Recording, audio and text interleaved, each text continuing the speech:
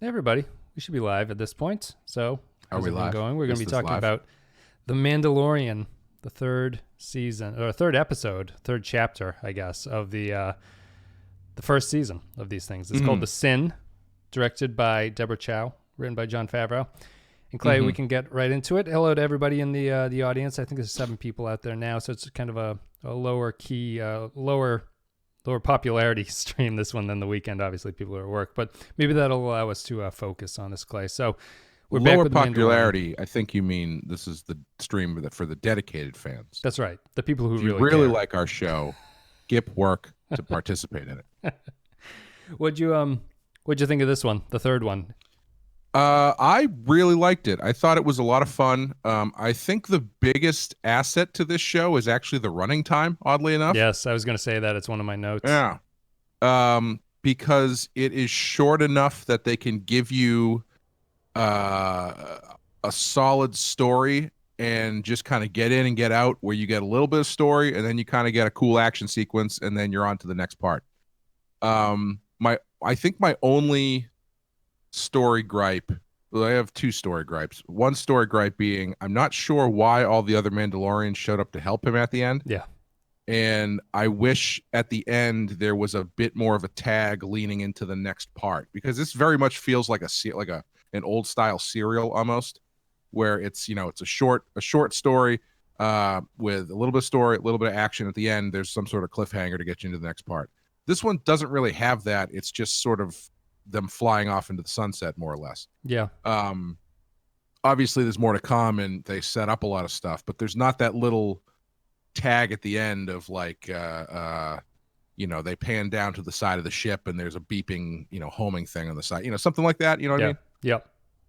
What to expect or something, I suppose. Here, I do have to say also though, man, I love the music. That theme song is fantastic. I really, really like it. Yep, the theme is good. I like the style of everything. Works pretty well. I think that the main point that I had is that they obviously designed this to be like a very almost too simple to fail kind of experiment for Disney Plus as a launch thing, because the story is extremely simple. Almost to the point where I wonder how covering this episodically is really going to work for us, because it's not, Sure. there's not really a lot going on in it. And what's fascinating is that I would argue that they did that almost intentionally, because as a Disney Plus thing, they wanted to make a kid's story. So they kept things fairly simple, and there's not a lot of like nuance or complexity to any of the characters. But at the same time, he burns people to death in the show. So kills a lot. Yamo killed a lot of people out there today in this episode. So it's kind of in a weird position between those two things, where I guess they're just keeping it simple to kind of fit the Western genre, where I would argue Westerns are actually a little bit more complicated than what The Mandalorian is doing. But no one, and I don't think it's a bad thing that it's not complicated, because it's an extremely easy watch at 30 minutes and like everything is just laid out for you. Maybe the most subtle thing in this episode is when he steals Baby Yoda back, you get a shot of one bounty hunter's little like bounty hunter pager goes off, the red light, and then it pans out to show you that all of their pagers are going off. Yeah, and I like that. That was good. Yeah, it's a cool effect, but they definitely want to hammer home the point that what where this is coming from. So I wouldn't say it's a bad series or unsubtle in a bad way, but it's very easy to track what's going on. And I think that it's intentional. And even the violence, I mean, it's not really that much, well, maybe a little bit more violent, but I mean, even Star Wars A New Hope, you see the charred skeletons of Uncle Owen and Aunt Beru.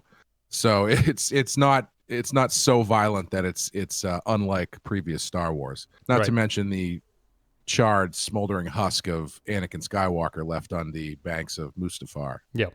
Mustafar? Mustafar. Well, you got Mufasa wrong. The other.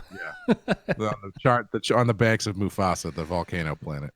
But and it's it fits it keeps things simple. We knew he was going to be the Mandalorian with a heart of gold. He is in this one, and I do like that they have him deliver the kid though.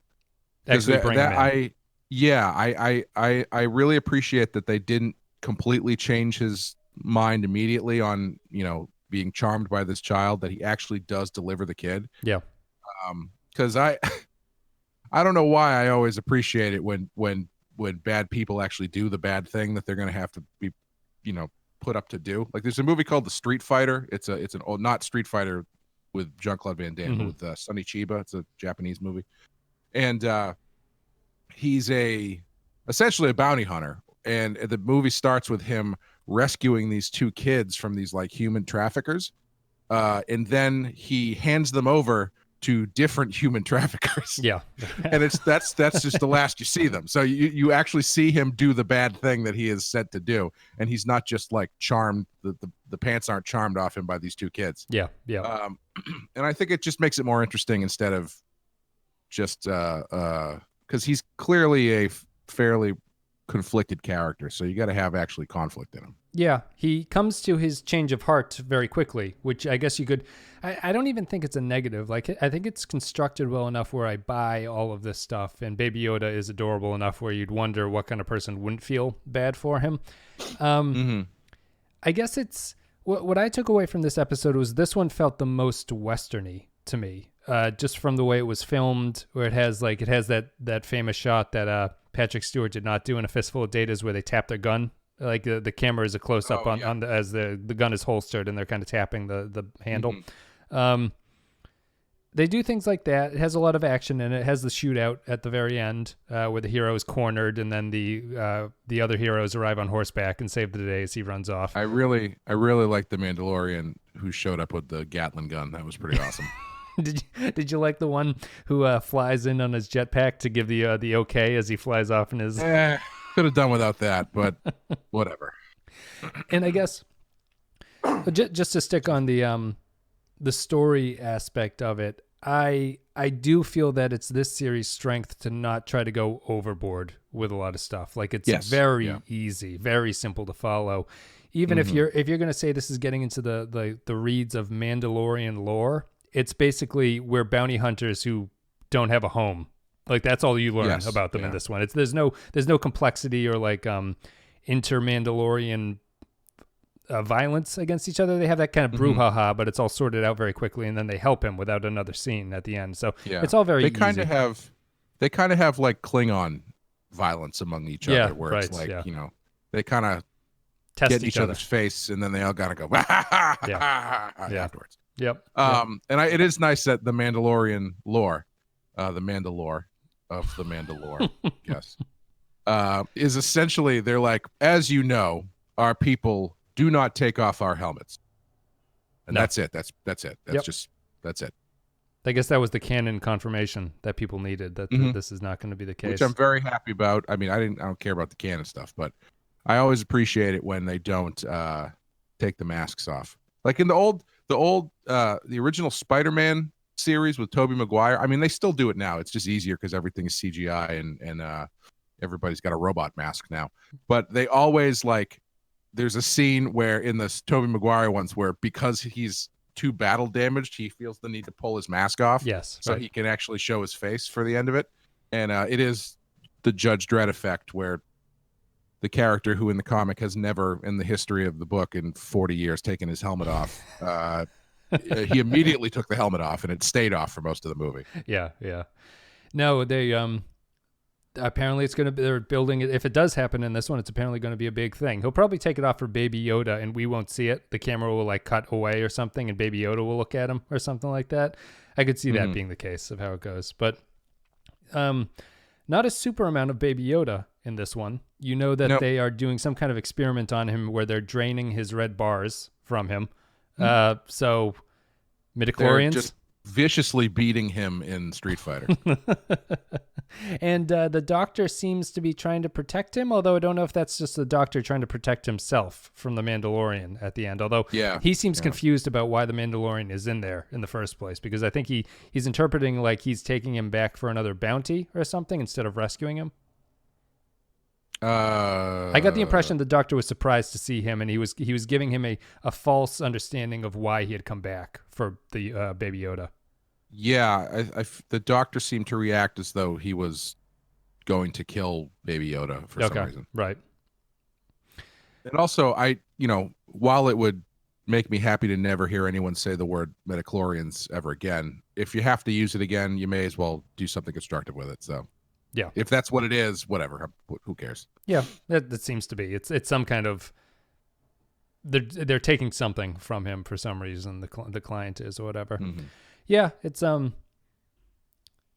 I think that it's a pretty decent Western at this point, that they're kind of spackling in some other canon stuff. The other canon thing that really sticks out to me is the after when he's talking to I had to look up his name, Grief Karga, which is Carl Weathers. Grief Karga? His name is Grief Karga. Yeah. Another wonderful Star Wars name generator name. He talks about they do the most they've ever done towards setting up where they are in the timeline, which is the Empire does not exist anymore, but there's like there's sort of like a interim government, republic government that's running in the center, and so I think the New Republic is what they refer to it as in the new movies as well. Okay. So I think whatever that group is, that is the good guy. The new Empire, the good Empire. The good guy collective from the new movies is, I think, called the New Republic. So it must be. Yeah, they got that up and running pretty quick, I guess. They did. Yeah, it was 5 years, I guess. But I guess it's not totally up and running, because you get the sense that this is supposed to be canon too. That what do they call this place? The Outer Rim, where they are right now. Like the area that's outside the sphere of the Empire's influence is where they're taking place. But you also they did a little bit of work of laying the groundwork towards you don't get news out there. Like we're on our own. If you want to have a big deal, how about you go take the trip towards the core worlds and tell them about it and see what happens. Sure. Yeah, it's very frontier-esque. Yes, which fits the Western idea. Yep. I think that works. But what else? What would you think about it? I had a couple questions. They're not like, I mean, we have Star Wars aficionados on here, so they can hopefully answer them for me. In the flashback, I really appreciate his. Okay, so there's something about this show. I do really enjoy it, but it does kind of feel video gamey in a sense. Mm-hmm.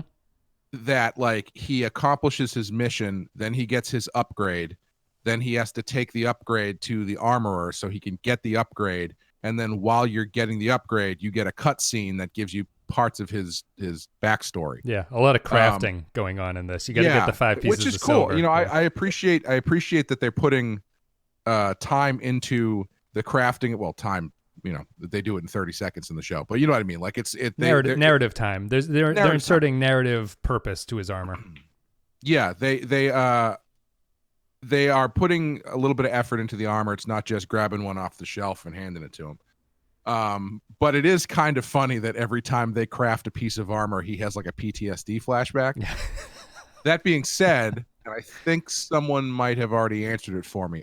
Are those droids from the prequel movies? The flashback had clone droids. Is that what you're referring to? Clone droids. Are they? Are they from the movies or are they from the TV show? You'll have to see what they say. They're on like a 30-second delay, so they'll come back with it. But okay. Yeah. What you thought you recognized them from somewhere? Well, it's a little bit of continuity that I actually enjoyed. I mean, because it's all about the Empire. The Mandalorians are apparently destroyed by the Empire, so it's nice to see them pulling in some previously used things to do that. And being a little bit more subtle than just having stormtroopers kill everybody. Is the purge? I guess possibly I would, as a old school Star Wars person, I would probably like it better if it was stormtroopers killing everybody. But whatever, I don't care. Super battle droids from Attack of the Clones. Attack of the Clones. Yeah. Jinx. Yep. Well, thank you, Kyle, for answering that. Is the purge? Is that Mandalorian specific, or is that the Jedi, I don't know, a part of that as well? Well, the Jedi were purged very specifically via Order 66. Yeah, I remember because I was listening to our Revenge of the Sith coverage today, actually, which is still pretty good. The super droids, the bigger ones with blasters built in their wrists, which is what Mike Barnett says. Yeah, it is. The story structure is, I mean, it all comes down to the simplicity of the narrative, which drives so much of this, which is like there's no not in a bad way, but there's no nuance to anyone. It's very clear what everyone's goals are, and whether, like, you know, Grief Karga isn't particularly portrayed as like devious or anything. He's the bounty hunter guy who's going to kind of make sure that the bounties keep coming in, so he has to stop this guy from taking Baby Yoda, because then he'd lose the clients and things like that. The bounty hunters all want to get the money for it. The Mandalorians are angry at the first in their first scene with him, or at least they have that Klingon-esque interaction where they fight with each other, but then they'll save him at the end, and they're like, "See you later, brother," and he's like, "All right, I'll see you at the new home base for Mandalorians whenever we reassemble that." That was kind of weird. That's the only thing that was story-wise was weird. I actually think Grief Karga, that's a strange name, has the potential to be a much more nuanced character, because he's sort of in the Lando position, I think, where his loyalty feels very fluid. So I wouldn't be surprised if he ends up helping out the Mandalorian at some point, going against his better judgment with whoever's chasing. You know, I think he's one of those characters. Yeah. A lot of there's debates in the comments about what the Purge is and whether it's specific to Mandalorian, but it's far too in the reads for me to follow. It's that one night every year in the Empire where droids can go out and kill people with no repercussions. Yep. He got all droid crime is legal, including murder. I look forward to Mandalorian getting the slip of paper with the black dot on it, and he gets stoned to death once a year for the lottery. I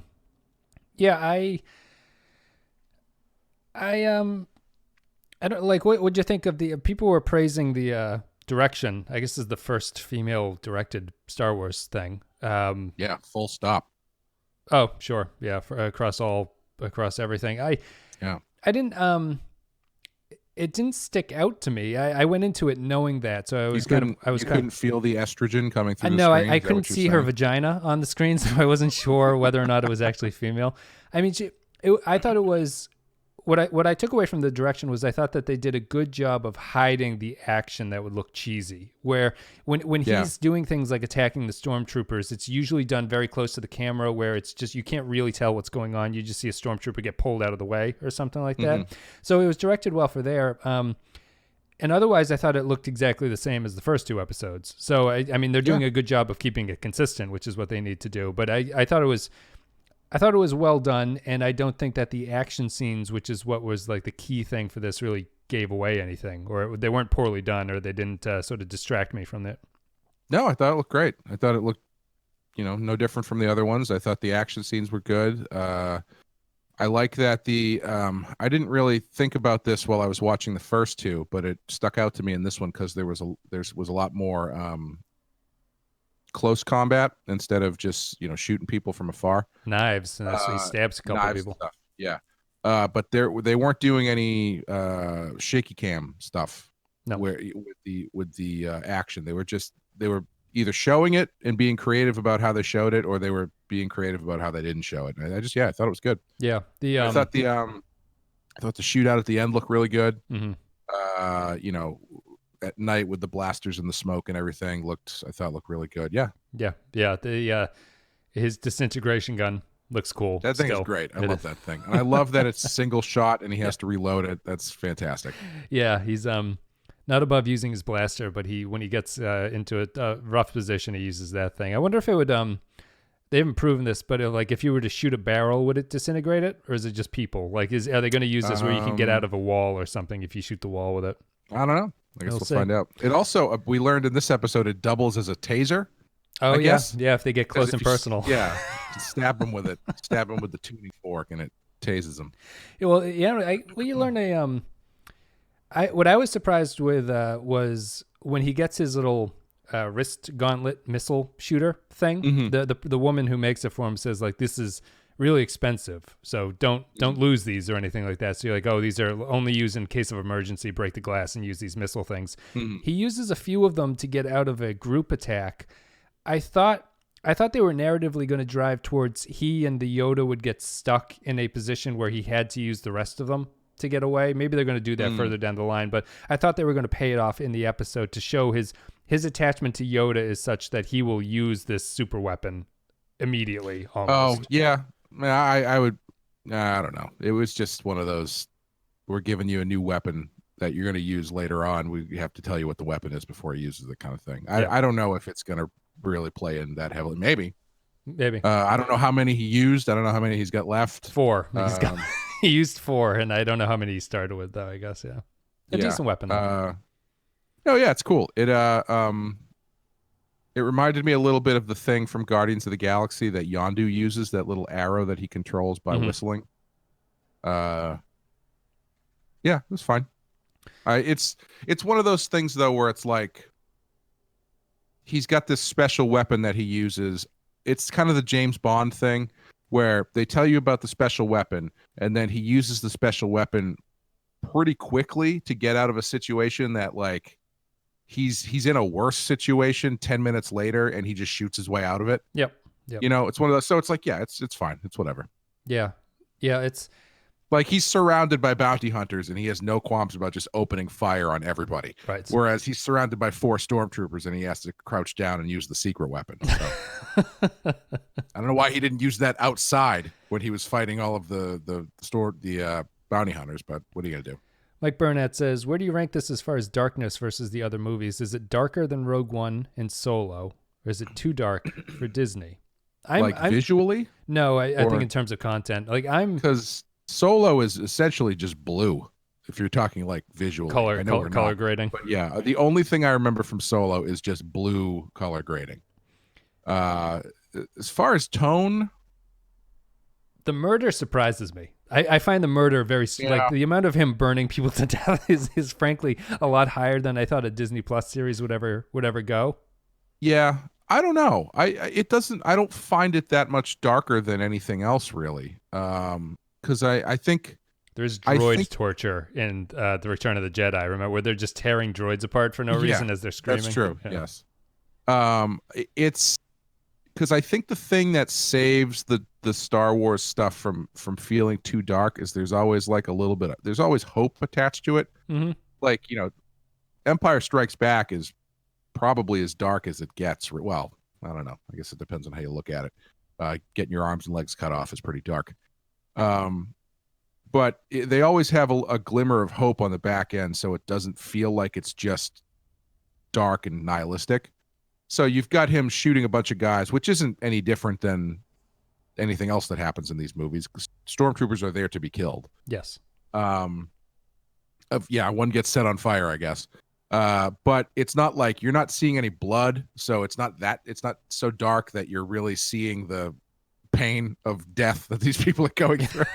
They're just, interchangeable cannon fodder. I would say it's not dark at all. Outside, if you took away the burnings and the sort of violent stabbings, I don't think it's particularly dark content-wise. It's just the visual aspect of the murder is sometimes over the top, which is strange. Just because when you're usually like when the MPAA or whatever is reviewing the movies, like visual violence is always very high on their list of things that you can't have. So including it feels strange. See, I don't think that's true. I think it's blood. Okay, that's fair. If you watch a James Bond movie, he kills like 1,500 people. That's fair. But the reason that they're not rated R is because they just fall over. It's not because you don't get a, Sam Peckinpah squib of their like faces exploding and stuff. I would say that is shooting a stormtrooper with a blaster is that version, but the burning and the stabbing is just strange to me. I'll get off the topic, but it really sticks out to me as the weirdest part of the entire thing when you consider it against the whole of what they're doing.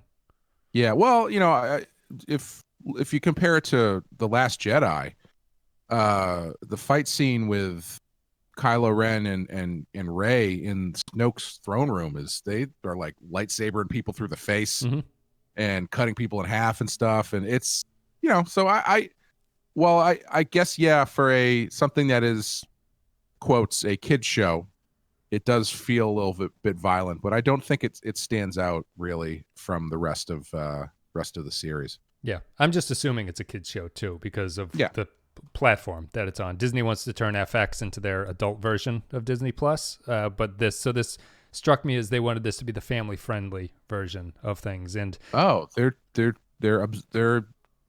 absorbing FX and using that as like where they put all the adult movies. Yep. That's where lowercase a you're adult right. movies. the single X adult movies. Yeah, Yeah. there's no The Mickey After Dark series. That's their plan, is to have the separation be there, where Disney Plus is the family channel, and then FX, Disney Is that FX, going or whatever to they call it. be a separate streaming service that you have to pay for?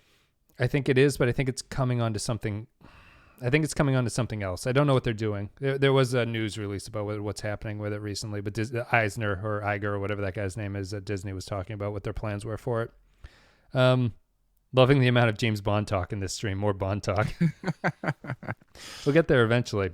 What's the rating on the Mandalorian rating? I don't know. It must be general audience, I would assume. Can't. I would be shocked if it was PG or anything like that for Americans. Anything else you want to talk about with this one, Clay? I don't know. Not particularly. I think we hit pretty much everything. I do like the runtime. I do like a 30-minute easy show. It's nice. I kind of jumping off of what I said earlier, I have the same problem with the end of The Last Jedi, and I don't know how much of this problem is me or how much of this problem is just a writing structure type thing. But how do you feel about serialized things such as this, or such as the new Star Wars trilogy, where you get to the end and you don't have really a lead line into the next story? Because, we'll talk about it a lot more, obviously, when we cover The Last Jedi. But one of the biggest problems for me with that movie is by the time you get to the end, I don't really know or care what happens next. Like they don't leave you with a beat where you go, man, I can't wait to see where the story goes from here. It just sort of like ends. It feels like more of a third movie than a second movie. I would say that happens to me starting 40 minutes left, where they're on the salt planet with the red stuff. I'm always like, oh, the movie's over. Oh my God, there's 40 minutes left. Like, how can there possibly be 40 minutes left in this movie?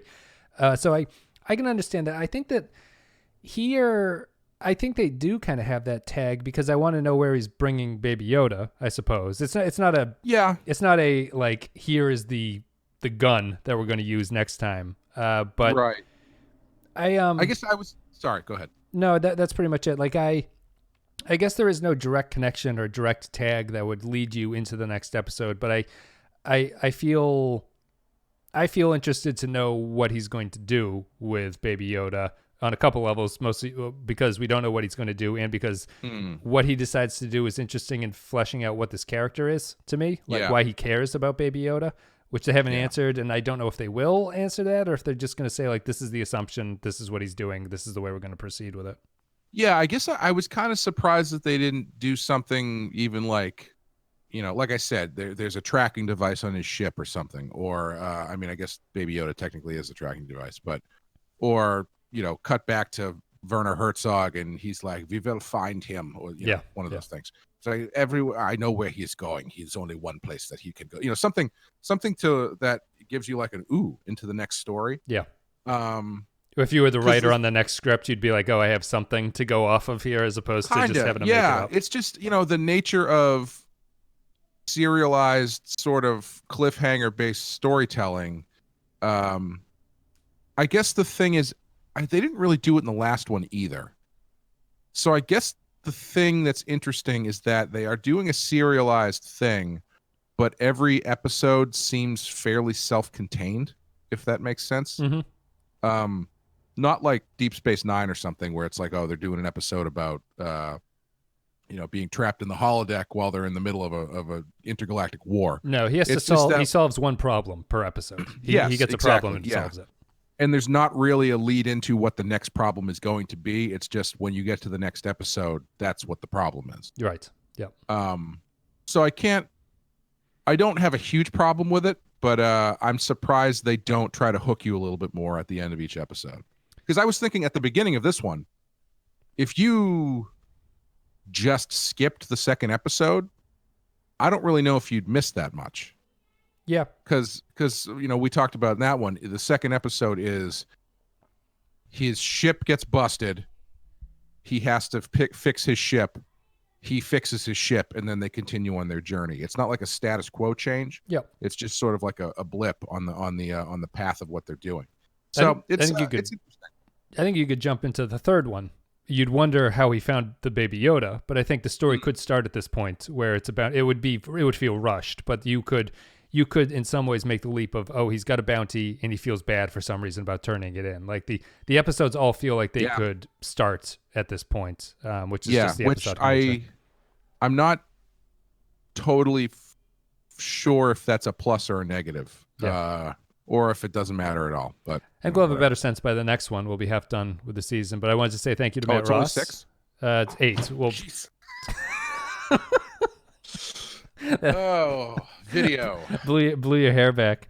I think no, my chair, the thing on my chair, it's got an adjustable back and the chair's kind of old, so every now and then the hook slips and I fall over like an asshole. I want to say thank you to Matt Ross, who gave us the super chat there. Thank you very much, Matt. Thank you for listening. We'll go out with this final comment.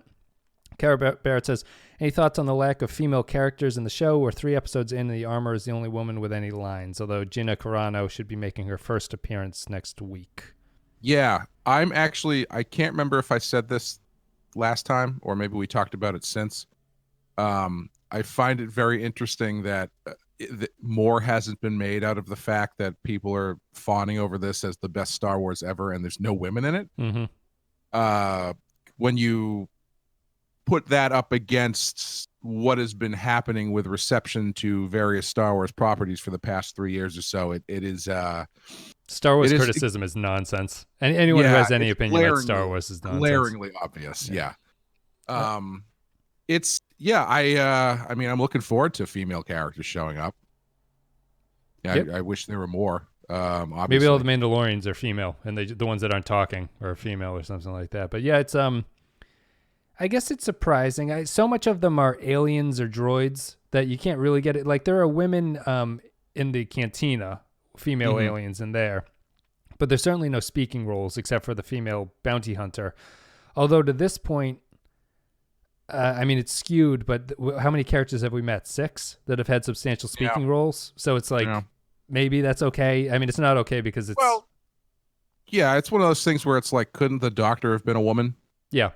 You know? Or the Nick Nolte character could have been a woman, I think. I mean, it could have been Kathleen Turner. Yes, exactly. Who's essentially female Nick Nolte at this point.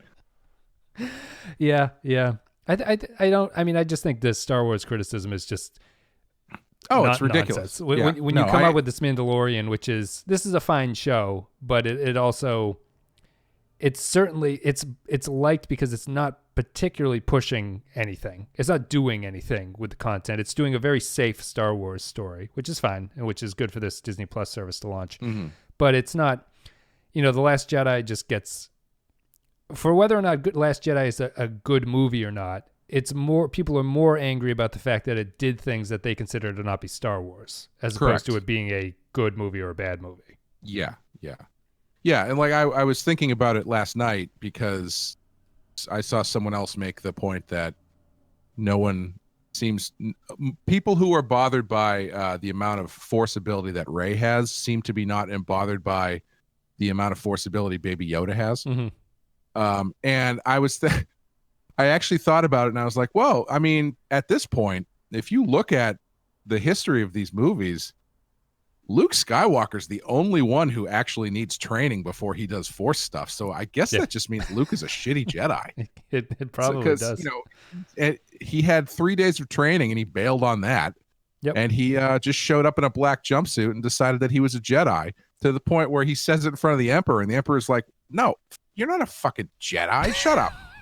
My favorite Jedi training bit is General Grievous, before he fights Obi-Wan, he says, I'm trained in the Jedi arts, and his robot arms just spin around real fast. Yeah.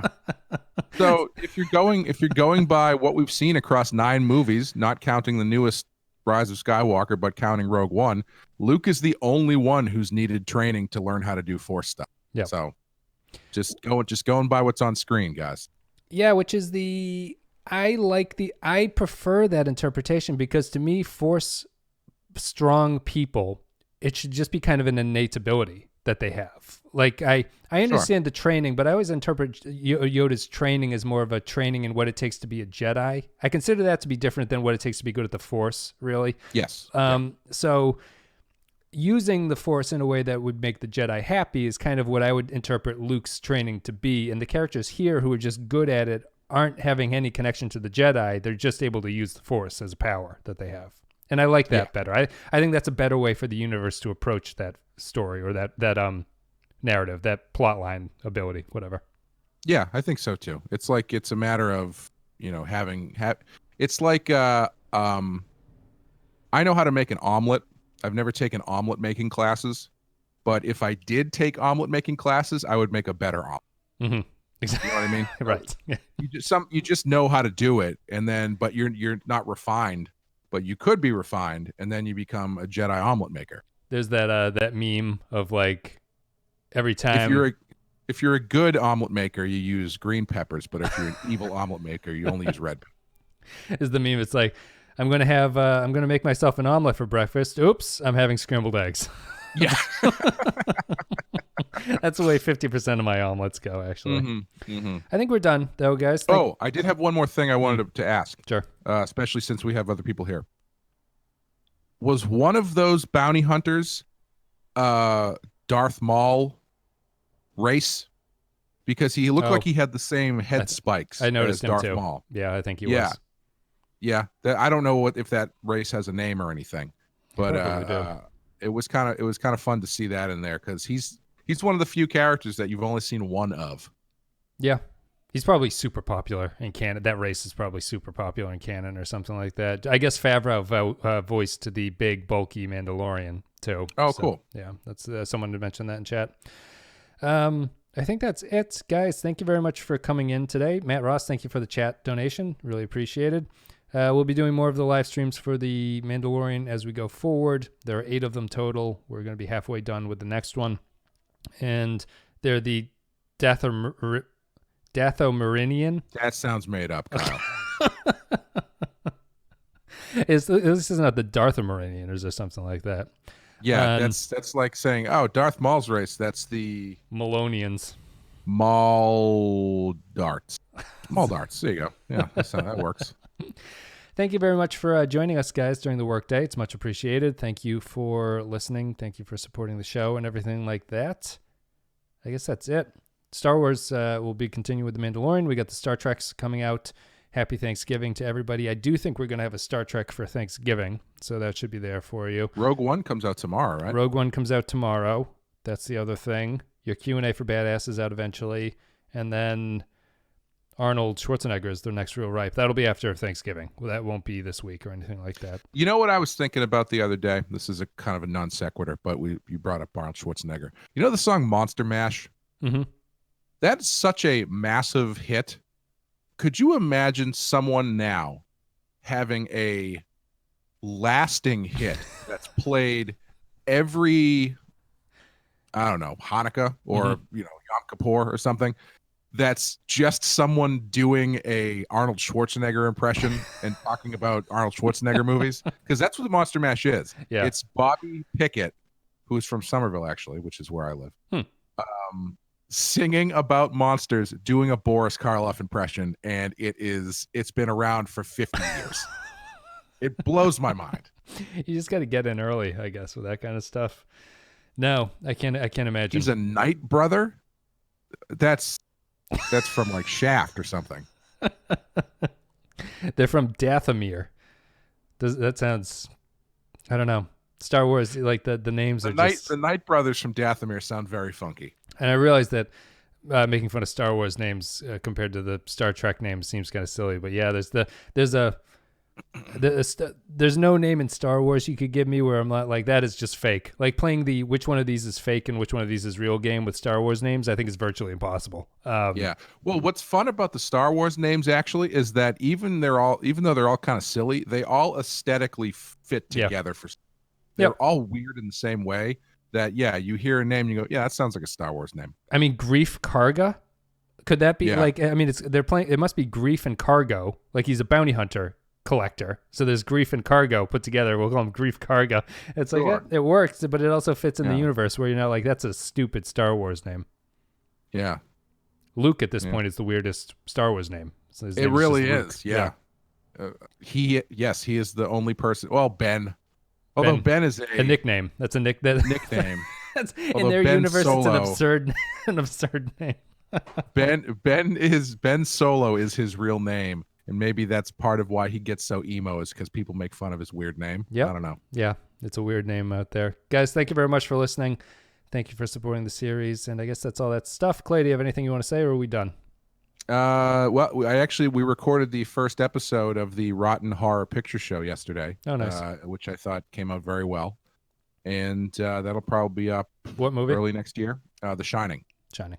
Which oddly enough is number 101 on the list of the 200 highest rated horror movies, which I'm very surprised at. I'm shocked it's not at least in the top 50. But yeah, that'd be good. We'll build up a few, and then those will start releasing in the new year, and then that'll be another thing that you guys can listen to. I guess that's it, though. All right, guys, thanks very much for listening. We'll see you next time. Thanks, guys.